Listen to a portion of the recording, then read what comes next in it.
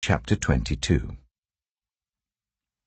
Jesus spoke to them again in parables, saying, "The kingdom of heaven is like a king who prepared a wedding banquet for his son.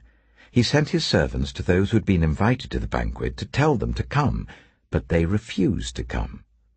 Then he sent some more servants and said, 'Tell those who have been invited that I have prepared my dinner.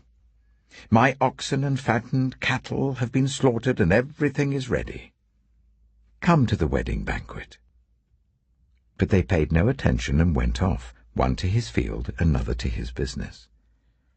The rest seized his servants, ill-treated them, and killed them. The king was enraged.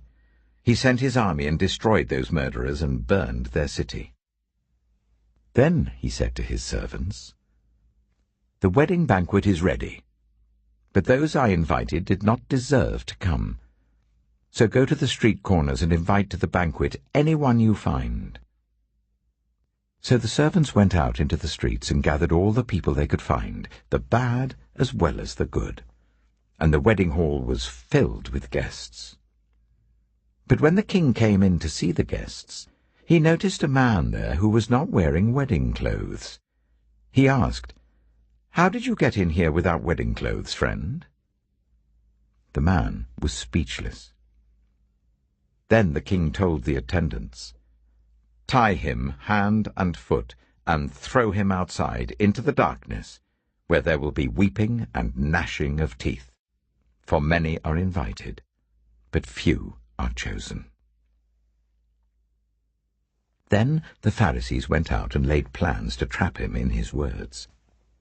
They sent their disciples to him along with the Herodians. 'Teacher,' they said, 'we know that you are a man of integrity, and that you teach the way of God in accordance with the truth. You aren't swayed by others because you pay no attention to who they are. Tell us then, what is your opinion? Is it right to pay the poll tax to Caesar or not?' But Jesus, knowing their evil intent, said, 'You hypocrites! Why are you trying to trap me? Show me the coin used for paying the tax.' They brought him a denarius. And he asked them, 'Whose image is this, and whose inscription?' 'Caesar's,' they replied. Then he said to them, 'So give back to Caesar what is Caesar's, and to God what is God's.' When they heard this, they were amazed. So they left him and went away. That same day, the Sadducees, who say there is no resurrection, came to him with a question. 'Teacher,' they said, 'Moses told us that if a man dies without having children, his brother must marry the widow and raise up offspring for him. Now there were 7 brothers among us. The first one married and died, and since he had no children, he left his wife to his brother. The same thing happened to the second and third brother, right on down to the 7th. Finally, the woman died.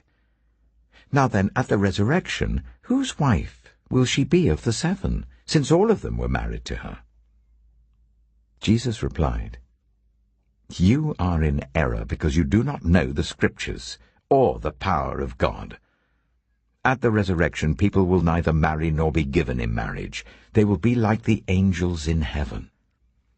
But about the resurrection of the dead, have you not read what God said to you? I am the God of Abraham, the God of Isaac, and the God of Jacob.' He is not the God of the dead, but of the living." When the crowds heard this, they were astonished at his teaching. Hearing that Jesus had silenced the Sadducees, the Pharisees got together. One of them, an expert in the law, tested him with this question. "Teacher, which is the greatest commandment in the law?" Jesus replied, "Love the Lord your God with all your heart, and with all your soul, and with all your mind.